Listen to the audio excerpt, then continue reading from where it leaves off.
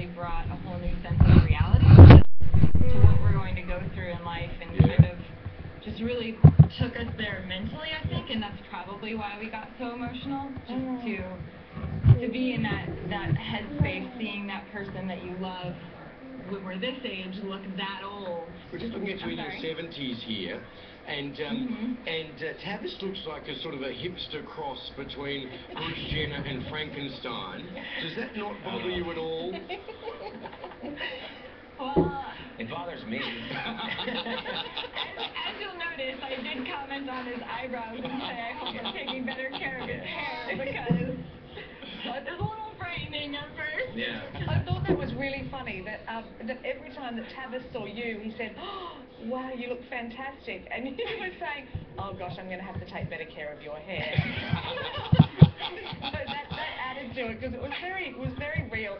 Tavis, it did look like that you were falling in love with Christy more and more every time that the different ages were revealed. Was that something that you were feeling? Yeah, I guess that's probably the best way to put it. I didn't even consider it in that manner before, and at that extreme nature. I think it was, but that's really a fantastic way of putting it, that I was, in a way, falling in love, back in love with her every single time. It was such a very amazing experience to be able to see her and always look upon her and still see the person that I first fell in love with every single time. And Christy, that was really where it hit. And Christy, in his 70s, you were saying you were going to take better care of his hair, but here in his 90s, it's like you didn't really do that. No, well, he looks like Einstein in his 90s. Or a glass and a half of full cream milk. I thought I looked great at that age. It was very endearing to see, and I think, you just kind of think about, okay, when we are that old, I don't think we're really going to care about our hair. We're not really going to care that much, so... Yeah. I like when they ask you, do you think you'll still be sexually active? And Tavis usually will, I'll still be giving it a go. She said, "Oh no, I'm going to be tired."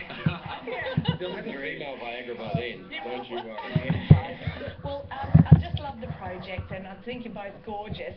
Best of luck with your lives together. I'm sure you'll be very, very happy. Thank you very much. Thank you. No, what a lovely couple. They're gorgeous. And most about your relationship. Absolutely. You've got it. It's going to end at some point when one of you dies. Sorry. Yeah, that's the bit they didn't show when they made them up as cadavers. True.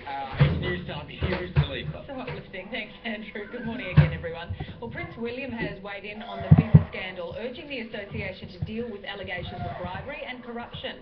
He called on the newly re-elected president to put the sport first and show FIFA can represent interests of fair play. Sepp Blatter has defended his position, saying he's the best man for the job.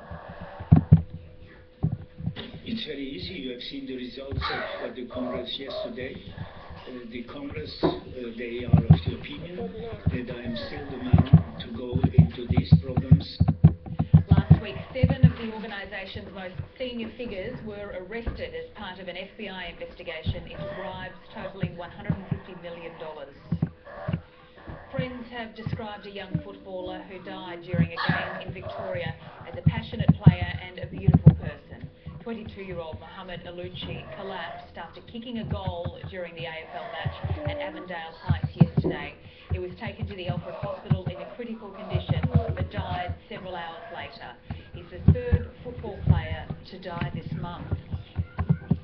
A blaze which burnt through a Melbourne Scout Hall is believed to have been deliberately lit. That hall in the suburb of Ivanhoe was engulfed by large flames around 7:30 last night.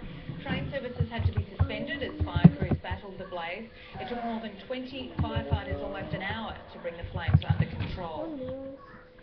Up to 30,000 asylum seekers could be granted a 5-year visa under a new deal requiring them to live and work in a country area. New South Wales has become the first state to sign up to the Safe Haven Enterprise Visa Scheme. From July, eligible asylum seekers will be able to apply for the visa to live in regional parts of the state. The scheme also aims to boost economic growth and development. A man has died and a woman is fighting for life after a car crash in Melbourne. Highway patrol officers tried to intercept the vehicle at around 11:30 last night, but the driver refused to pull over and continued along Thomas Brunton Parade before veering off the road and crashing into a tree with 5 passengers inside. One female was taken to the Alfred Hospital with life-threatening injuries. The deceased driver is yet to be identified. Well, they say you can't teach an old dog new tricks, but these canines may have proved us wrong. A dozen dogs have competed in this year's dog surfing competition. Ziggy took out first place for the little dog division, and a 7-year-old Labrador carved it up, becoming top dog for the large canine division. Hanzo the boxer came in second, losing his footing thanks to the rough swell. It is time for sport now. Here's Matty. It never gets old, surfing dogs. Thanks to Letha, Fremantle is still undefeated 9 rounds into the AFL season after a tough 11-point win over Adelaide. Crows forward Eddie Betts kicked one of the goals of the season as the Crows took a 13-point lead in the third quarter. Dockers midfielder Michael Barlow replied to the goal of the Seal victory. Here's the Eddie Betts goal.